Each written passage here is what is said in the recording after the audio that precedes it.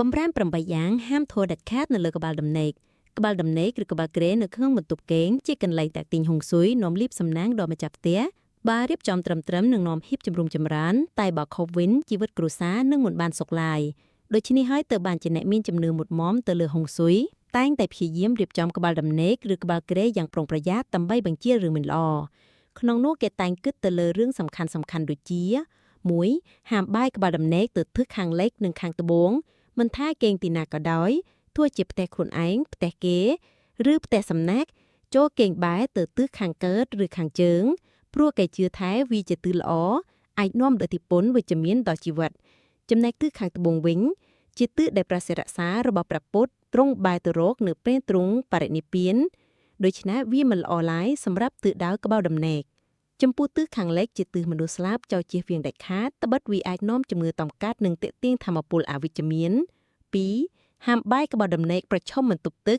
គេជឿថាសុខភាពអ្នកនឹងកាន់តែអាក្រក់ជាលំដាប់ជីវិតនឹងជួបឧបសគ្គស្មុគស្មាញនិងកែលំបាកឥតលហែ 3. ហាមបាយក្បាលដំណេកទៅរកជញ្ជាំងប្រេះប្រសិនបើក្បាលដំណេកមានជញ្ជាំងប្រេះស្រាមគេជឿថាអ្នកនឹងមានចំនួនជាមួយគូស្នេហ៍អាចឈានដល់ការលែងលះទៀតផង 4. ហាមបាយក្បាលដំណេកប្រឈមនឹងផ្ទះបាយគេជឿថាវាធ្វើឲ្យសុខភាពអន់ថយការងារមិនចម្រុងចម្រើនព្រមទាំងមិនមានសំណាងខាងទ្រព្យសម្បត្តិ